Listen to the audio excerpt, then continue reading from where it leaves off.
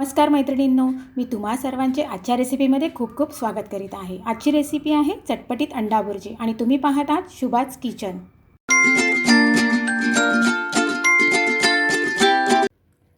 4 अंडी घेतलेत। इथे मी कांदा आणि टोमॅटो हे बारीक करून घेतलेत, कोथिंबीर घेतली आहे, त्यानंतर कढीपत्ता, थोडंसं बटर, आलं लसूणची पेस्ट, किचन किंग मसाला, मालवणी मसाला, धना जिरा पावडर, हळद, चिकन मसाला, चवीनुसार मीठ आणि 2 ते 3 कोकम। सर्व साहित्यांचं प्रमाण तुम्हाला आपल्या चॅनलच्या डिस्क्रिप्शन बॉक्समध्ये पाहायला मिळेल। चला आता वळूया कृतीकडे। इथे मी कढई गरम करून घेतली आहे आणि त्यामध्ये 2 चमचे तेल गरम केले आहे। आता आपण त्यामध्ये कांदा घालूया। इथे मी हा कांदा आणि टोमॅटो जो बारीक केलेला आहे तो यामध्ये घालून घेते।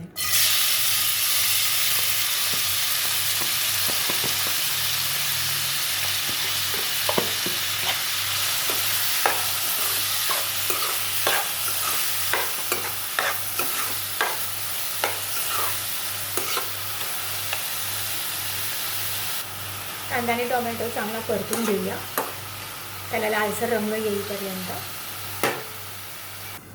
बघूया आपला कांदा थोडा बारीक झाला,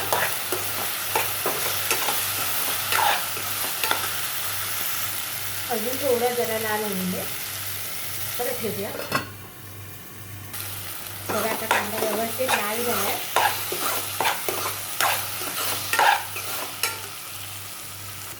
कांदा आणि टोमॅटो एकदम बारीक असे झाले का त्यामध्ये आपण घालणार आहोत आलं लसूणची पेस्ट।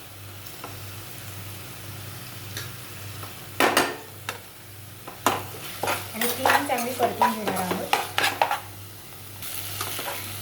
त्यानंतर आपण जे सगळे मसाले घेतले होते, चिकन मसाला वगैरे, हे सगळे मसाले यामध्ये घालून घेणार आहोत।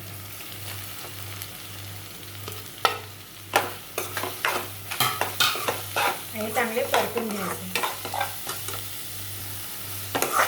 अशा प्रकारे व्यवस्थित परतून घ्यायचे जेणेकरून त्याला छान तेल सुटेल। आणि मग आपण अंडी घालायची त्यामध्ये, तर त्याआधी आपण जरा परतून घेऊया।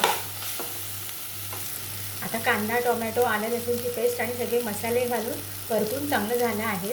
आता आपण मी ही 4 अंडी जी घेतली होती ती अंडी फोडून अशी मी घेतली। आता ही आपण त्यामध्ये घालून घेऊया।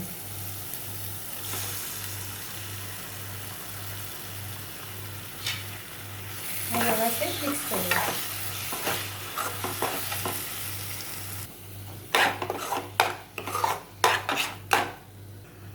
आता आपण त्यामध्ये थोडी कोथिंबीर घालून घेऊया, थोडीशी, आणि थोडी कढीपत्त्याची पानं, आणि असंच झाकण मारून थोडं 5 मिनिटं ठेवून घेऊया। 5 मिनिटानंतर आपण झाकण काढून बघूया।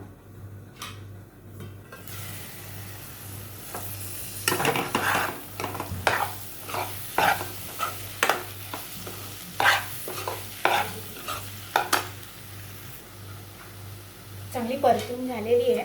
जरा 2 सेकंद आपण परत एकदा परतून घेऊया व्यवस्थित।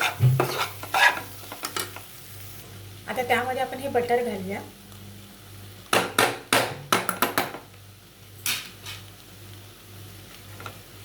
आणि परत 1-2 सेकंदासाठी झाकण मारून ठेवूया।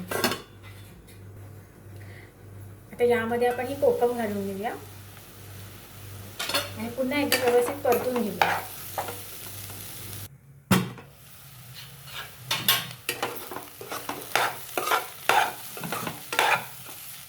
आपली बुर्जी तयार झाली आहे।